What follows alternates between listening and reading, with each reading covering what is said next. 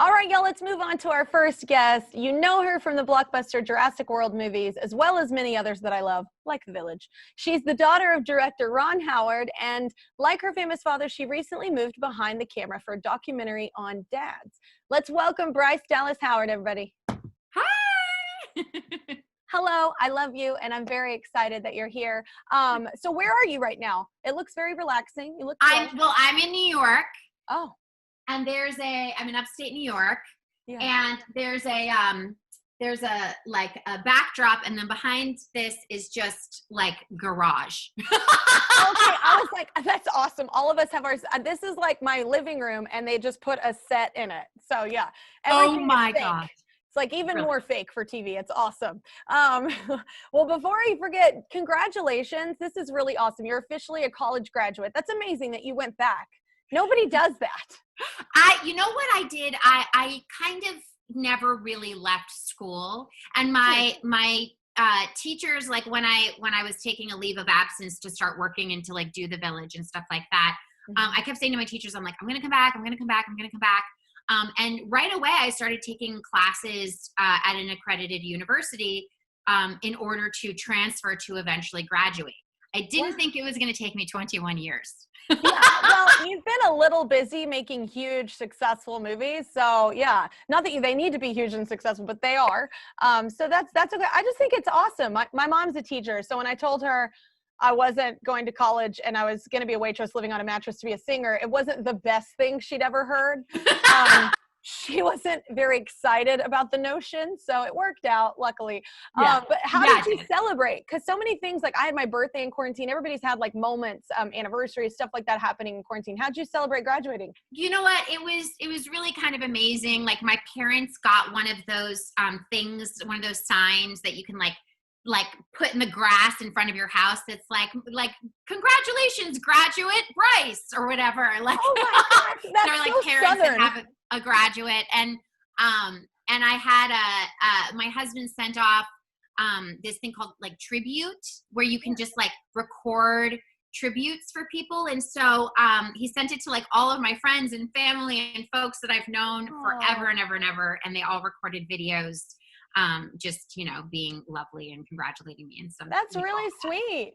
I had my daughter, Katie, and she was about, 10 months old, something like that. And I just kind of holding her over my head, and I was smiling. I had my mouth wide open, and she had her mouth wide open. And then she vomited in a forceful column. I guess they call it projectile vomiting, directly into, like it hit my uvula. It just went right into my throat. And of course, your reaction is to throw this person, as far away from you as possible, but I didn't. I held on to her, and I just spit as much of it as I could out, and then that's when I realized I was a dad. All right, y'all, I'm back with Bryce Dallas Howard. That was a look at her new documentary, Dads, which is out on Apple TV Plus tomorrow, so y'all got to check it out. But Bryce, your new movie is a different take on being a dad. Can you tell me a little about it and who's in it? Yeah. So this is a documentary called Dads, and it's a celebration of modern fathering around the globe. So I got to interview all different kinds of dads, comedian dads. I have this perspective that stand-up comedians are our modern day philosophers. And I wanted to profile, I call them hero dads from around the world. And that was sort of like the combination between the two. And then during the course of making the movie, I kept saying, we need to profile a dad who's an expecting father, someone who hasn't had a kid yet and then becomes a father during the course of the movie. And I kept not finding it. I was about halfway through shooting and then found out that my brother and his wife were going to have their first child. And so I was cool. Okay, I got my expecting dad. So there is an aspect of the movie that is kind of the Howard story.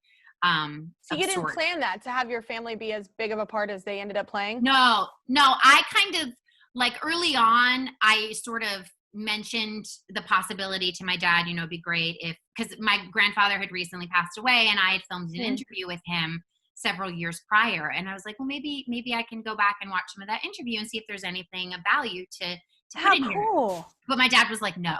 Oh. Honestly, he was so nervous about it, and he just, and I think his concerns were fair. Yeah. He's like, we've lived for over 60 years as a private public family. Why would we want? That's really incredibly hard. Yeah, and we've been lucky in that regard. Why peek behind the curtain now? But with my brother being the expecting father, it just, like I said, it just made sense. And so my dad, when he finally saw the film, he was like, okay, I understand. Well, what made him a great dad? Because this is an awesome thing, because not all of us, I'm one of them, I didn't grow up with a great dad, and but I love hearing about how people did. And I have my, one of my best friends is also my assistant, and she had a great dad, and my nanny has a great dad, and I love hearing that, because it's also, something for people that didn't have fathers to kind of know how to set the bar for what they should be expecting for a father for their children, or as a husband, or so. But how was your dad? What made him a great dad? Because he had to have been really busy, right? You know what? He was very present, and he figured out, my parents together figured out, given their life situation, how to be present. And it looks different for every single family, like everyone has a lot of plates that they're spinning, and it's different for every individual. And so what that looked like in terms of my childhood was, we were just traveling, my mom would like figure it out so that all 4 kids, we could go wherever my dad was going, and we would enroll in local schools or get homeschooled. And wow, it's almost like touring musicians. It's almost like how, because Really. a lot of musicians bring their kids on the road and families Yes. on the road.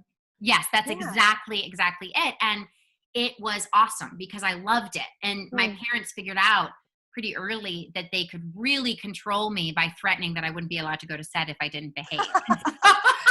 I'm not above bribery or threatening myself. Yes. No, And I think so that's cool. that happened. Yeah. Well, I So, have yeah, a little surprise for you. Oh, I do have you? a Father's Day surprise for you. A Father's Day? Yes, a video was sent to us just for you. Here we go. We're going to play it.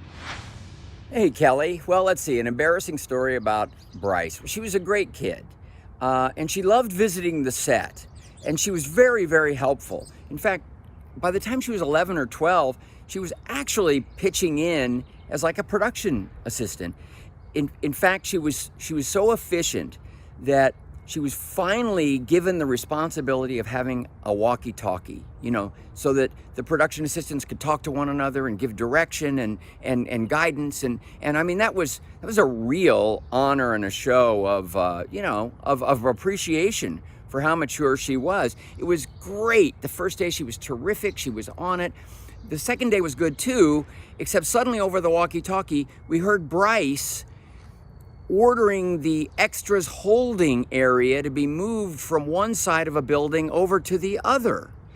Now, granted, she was trying to get it out of the sun and into the shade, and her thinking was pretty good, but it's not quite cool to have the 12-year-old taking over the production. So she lost her walkie-talkie that day, but I knew that one day she'd want to be behind the scenes calling the shots, and she does it really well. Oh my gosh, that's amazing. I like to take personal responsibility. I like, no, and you know what, I know, but there's something to that, even that moment as a 12-year-old. Like, I think there are moments for everyone that's truly successful. There are those moments, whatever that walkie-talkie moment is for people, but you're truly successful because at the very beginning, even if it was one person, they told you that you were amazing and you could do anything you wanted and you believed them. And I think that those are the moments that you're so bold and you're like, well, I got this. I can do this. Who cares that I'm 12? Like, I think that that's, kind of what makes you you and what makes you special and kind of a light in what you do. But thank you so much, Bryce. Thanks for calling in. Congratulations again on graduating. That's super cool. Subscribe to my channel. Subscribe to my channel. Subscribe to my channel. Subscribe to my channel. Please don't make me keep going.